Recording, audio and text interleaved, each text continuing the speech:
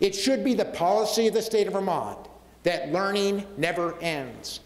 Working together in a partnership with our educational community, we will close the gap between those Vermonters who want work and our jobs creators who have work to do.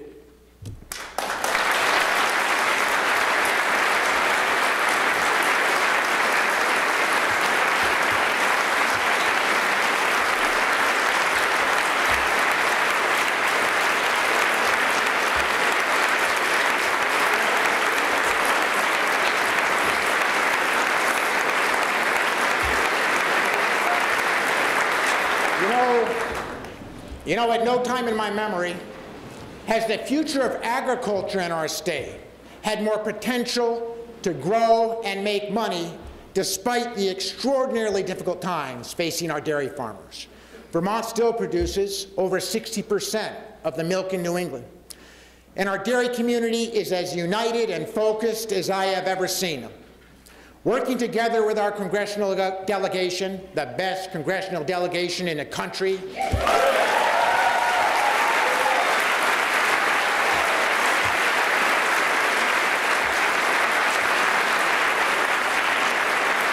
working together with that team, we will continue to fight for fair prices for our dairy farmers, and we will get them.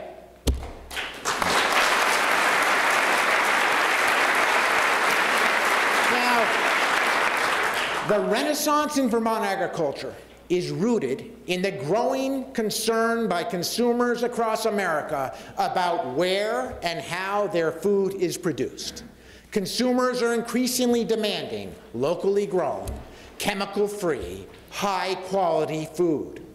We must take Vermont's strengths, buy local, farmers markets, the Vermont Fresh network in our restaurants, and expand our view of local to everything within 200 miles of Vermont, which happens to include Boston, Montreal, and New York.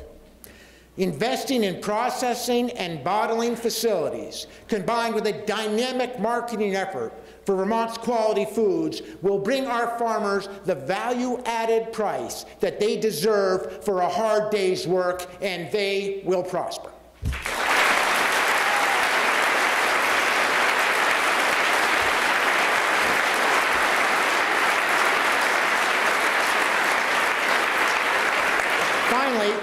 Finally, my jobs agenda will expand the ability of emerging enterprises and businesses across this state to access capital and credit when they need it the most.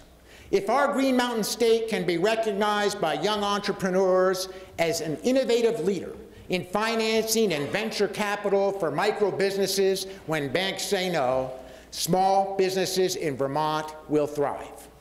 Let me give you an exciting example of what I mean by innovation in financing and venture capital. The EB-5 program, championed in Congress by Senator Patrick Leahy, is an established means of generating capital that is creating jobs here in Vermont, thousands of them right before our eyes. We must take this opportunity and take this program to levels never imagined by its creators. EB-5 gives us the vehicle not only to raise essential capital, but also to spread Vermont's stellar reputation from one end of the globe to another.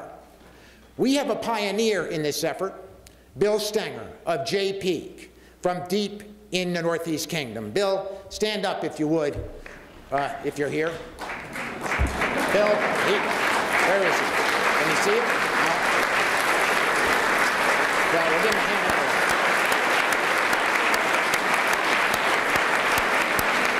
He's not here. He's building another skating rink. But Bill has plumbed this federal program to its fullest potential. Through his initiative, he has created over 1,000 new jobs in the highest unemployment area of the state that would not otherwise exist. Let's use that as example, as the beginning of a new movement.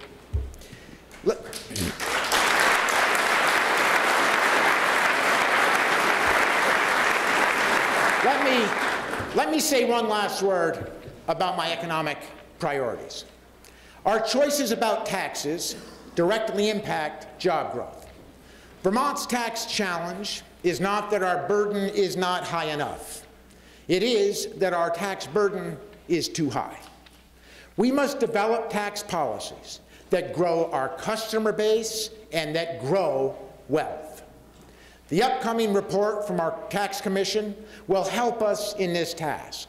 But our patchwork of broad-based taxes that have accumulated over the years, combined with overburdened property taxes, require our attention. But let me be clear. As we tackle the difficult challenge of balancing the budget, we must not and cannot succumb to the idea that Vermonters have more tax capacity to pay higher taxes right now.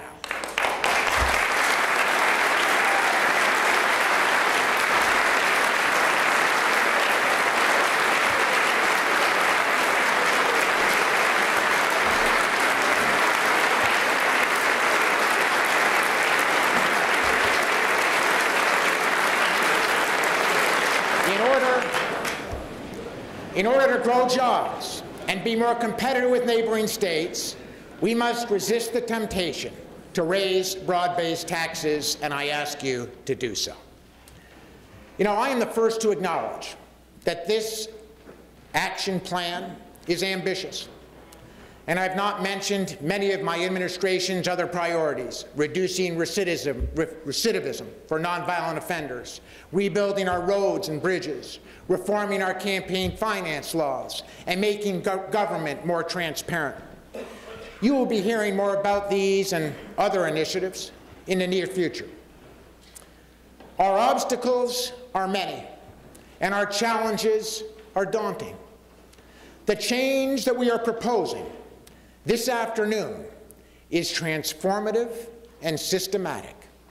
It will not happen quickly or easily, yet as I stand here today to begin a new era of government in Vermont, I remember Claire Oglesby and the many Vermonters who embody her belief that we can overcome adversity with courage and creativity. Vermonters are a rugged people with an abundance of spirit and toughness.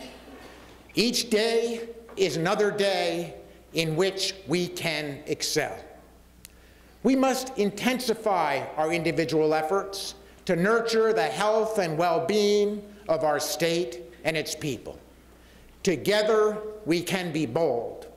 Together, we must be bold. Let's begin now. Thank you so much.